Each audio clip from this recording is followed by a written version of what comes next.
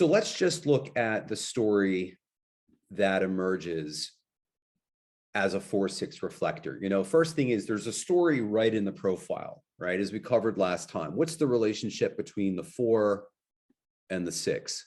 Well, one thing about 4-6 is that they're social, but they hang out on the perimeter of the network, right? They're on the perimeter of the network so that they have an objective view, right? So they have a little bit of distance. It's a safer place to be. And they're looking for, who can I influence? They're not necessarily saying it in those words in their mind, but that's ultimately what they're filtering for, right? So it's this dichotomy, this juxtaposition of being social with the 4 and wanting to be influential and externalizing, and being removed, gaining objectivity with the 6. So there's something to say right there, just with the relationship between the 4 and the 6. And if she trusts herself, others will trust her too. That's the key to all 6-line profiles, right? If you come as you are, you accept yourself, people pick up on that, and it relaxes them as well. They can be as they are. Especially if she's living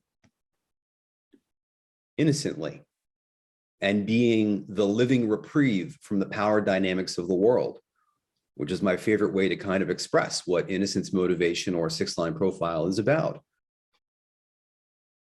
By virtue of being on the cross, she's conditioning humanity through the human experiential way, and she's here to guide us through the conditioning to the transformative experience. But if she doesn't operate correctly, we're not getting truly transformative experiences. So Ra said that the transforming experience, that we depend on from people like Melanie to bring to all of us, has been reduced to getting 100,000 people to sit together in a round bowl, watching grown-up boys kick a ball.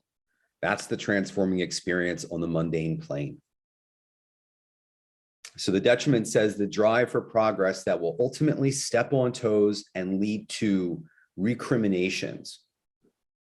So we know in the not self that she's going to be around the wrong people. That's a 4th-line trip, right? Hanging on to the wrong opportunities and the wrong network. And ultimately it brings out your meanness. So she's around the wrong people, reflecting their homogenized ways of altering consciousness, right? Because that's what the 35 is all about. It's about transforming consciousness through experience. It's the culmination of the human experiential way. It's the place where the fantasies and desires and experiences can potentially manifest. And with her personality sun as a conditioning receptor in a manifesting channel, she's going to be inclined to think she can manifest things. And as a 4th-line, she'll be influencing others to have various experiences with the promise that they'll be transformative. So this is a big feature of her not self, right? It's leading, innocence, transference to desire, and motivating others to try new experiences for the sake of conscious transformation. And that's a great way to get attention, isn't it? And that's a great way to prove your worth. I'm the one that got everyone to try DMT. I'm the one who helped so-and-so have a breakthrough. So she's going to want to lead the group.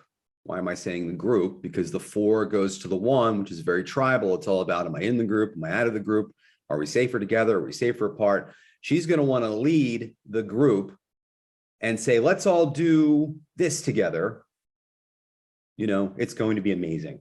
And sometimes the best way to avoid truth is to shift her own or others' consciousness.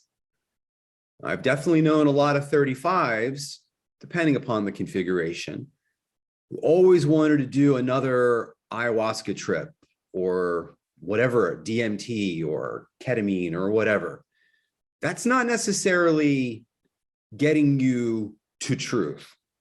It may be, can also be a way to just escape reality, right? You know, she won't want to sit with the discomfort of the truth long enough for it to yield its fruit. That's the immaturity here in the 35.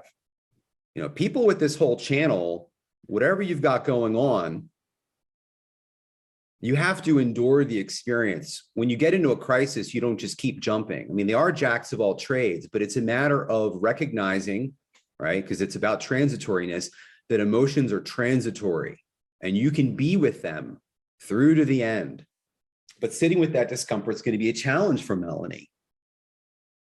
She doesn't get that sometimes it's actually enduring her present experience and meeting it fully and not looking for a change that will lead to the most profound shift in consciousness. These are the not self gates with a personal influencer, right? And so they're very pertinent to this story and how her rhythm would break. You know, she might say, I need to lead humanity into a new order that can ensure our collective, right, survival. And she could get stuck in a not self trip trying to bring it to completion. She doesn't know when enough is enough. You know, when is it finally over? You know, 42s really just get stuck till the way past the bitter end. She has a preoccupation with gate 12, right? So she speaks cautiously, or in the binary, abandons all caution. Sometimes she thinks she needs to be alone.